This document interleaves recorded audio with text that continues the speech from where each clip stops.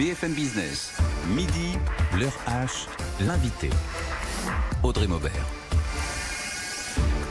Et on retrouve notre invité de l'orage, bien sûr, Thomas Jouin, président de l'Union des aéroports français. Bonjour. Bonjour. On va évoquer beaucoup de choses avec vous d'ores et déjà. Je voudrais vous poser une question parce que ça va sous-tendre d'autres éléments, notamment du côté des investissements. Le projet d'extension de l'aéroport de Roissy-Charles de Gaulle devra être revu en profondeur pour tenir compte des effets de la pandémie. Déclaration ce matin du ministre délégué au transport Jean-Baptiste Djebbari. Ça veut dire, Thomas Jouin, que cette crise va réduire drastiquement les investissements potentiels dans le paysage des aéroports français? Vous savez, on a affaire à une crise inédite et le secteur a subi un coût que l'on n'a jamais connu depuis la création de l'aviation commerciale, et donc le secteur s'est toujours adapté. Bon, il faut savoir que depuis 15 ans, on a une croissance forte sur les aéroports et donc nous sommes adaptés avec des investissements. Mais clairement, si la crise devait s'instaurer de façon durable, on devrait revoir en effet les projections d'investissement. Je dois dire que dès aujourd'hui, la plupart des aéroports ont revu leur programme d'investissement pour déjà limiter la charge. Mais en effet, si la crise devait être durable, on s'adaptera en conséquence. Ça va de soi. Donc ça paraît une décision logique et un ajustement. Est-ce que ça ne va pas être aussi à long terme un point néfaste sur l'attractivité de la place française ? L'aérien, l'accessibilité aérienne est un élément très fort pour l'attractivité des régions, pour un pays. Donc en ce moment, en effet, nous sommes très préoccupés pour reconstruire la connectivité aérienne de la France. En clair, si on ne retrouve pas une connectivité aérienne suffisante, clairement, il y aura un impact extrêmement négatif, à la fois sur le tourisme, c'est-à-dire sur la venue de ces visiteurs. Je rappelle que la France est le premier pays au monde en nombre de visiteurs, mais également pour les affaires. Donc, il ne faut pas oublier que l'avion est un indicateur. En tout cas, la santé de l'aérien est un indicateur de la santé économique d'un pays en général. Donc là, on a pris un coup sur la tête. On essaye maintenant de décrypter comment on va pouvoir s'adapter pour l'avenir. Mais il est clair que le degré de connectivité aérienne d'un pays conditionne l'activité économique d'un pays.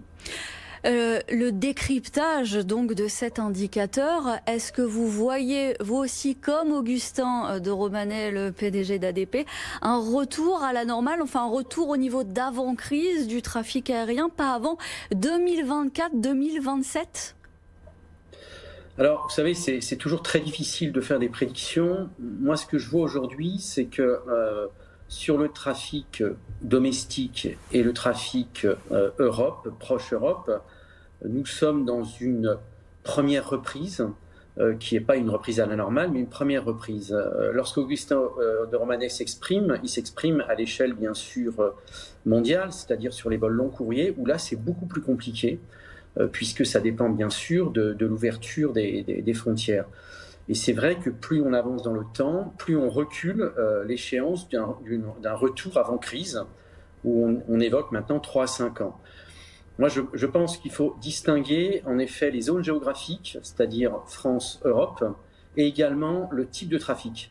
Le trafic loisir reprend peu à peu, quand même en ce moment, sur l'activité européenne. Notre grande préoccupation, c'est le trafic business, où les signes que l'on a aujourd'hui nous préoccupent pour la rentrée. Donc voilà, c'est peut-être pas une réponse aussi claire, mais je pense qu'il y a différents types de trafic et différentes zones géographiques. Mais oui, en fonction de la typologie et de la zone géographique, en effet, ça peut prendre du temps. Mais c'est une réponse plus complète. Ça veut dire que là, on est aidé véritablement quand même avec une levée des fermetures de frontières dans un espace, l'espace européen, mais également dans l'espace domestique.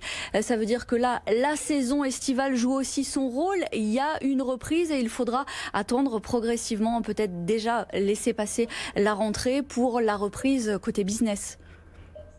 Sur la partie sanitaire, qui est le maître mot, je dois saluer quand même l'action de la France, qui a été très pushy dès le départ vis-à-vis des autres pays en Europe pour réouvrir les frontières au plus vite.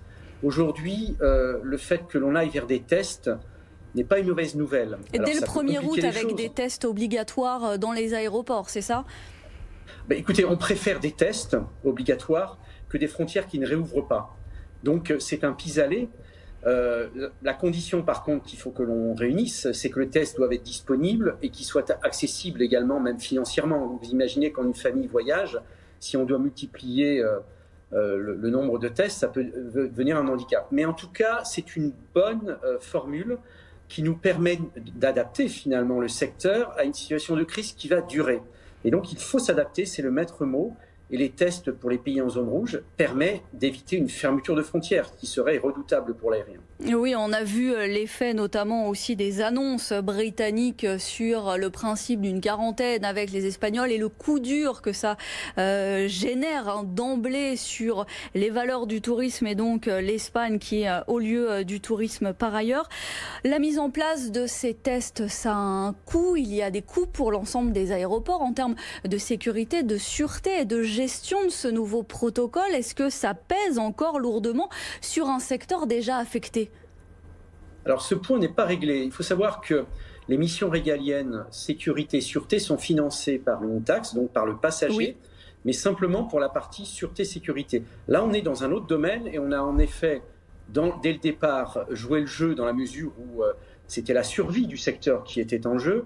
Par contre, si la crise devait durer, et c'est le cas, il faut véritablement qu'il y ait des financements d'État qui soient prévus, car ça sera un impact négatif pour les aéroports français si ce n'était pas le cas, puisqu'en effet, on va s'orienter vers un coût durable.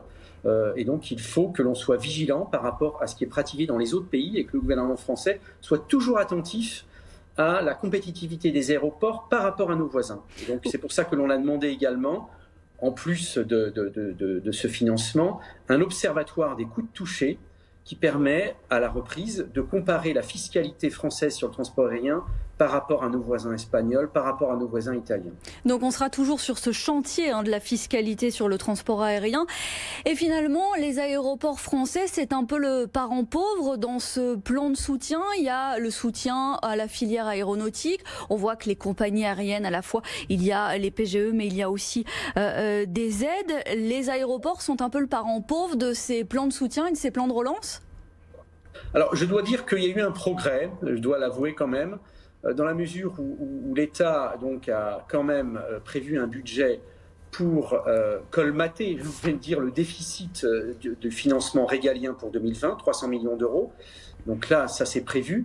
Et je crois comprendre que pour l'année prochaine, il prévoit également un budget pour éviter d'aggraver la situation si le trafic ne reprenait pas. En clair, notre but, c'est que ce financement des missions régaliennes ne viennent pas se traduire par une augmentation de la taxe d'aéroport, qui engendrerait finalement une situation dommageable pour nous, puisqu'on serait moins compétitif. Donc ça, c'est une première étape que l'on apprécie, et qui est somme toute quand même normale, parce que ce sont des missions régaliennes.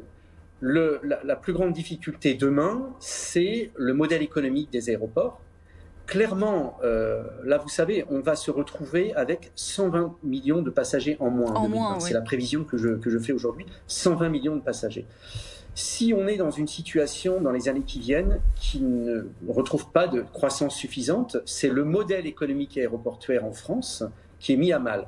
Et donc là, il y aura une réflexion engagée avec le gouvernement, notamment en termes de régulation, puisque les aéroports vont être dans une situation où notamment les boutiques, tout ce qui est recettes extra-aéronautiques, ne seront plus au rendez-vous pour le financement des aéroports. Une vraie réflexion donc à mener, Thomas Join, avec en ligne de mire la compétitivité et l'attractivité de la France et des aéroports français. Merci d'avoir été dans le Rush. Je rappelle que vous êtes président de l'Union des aéroports français.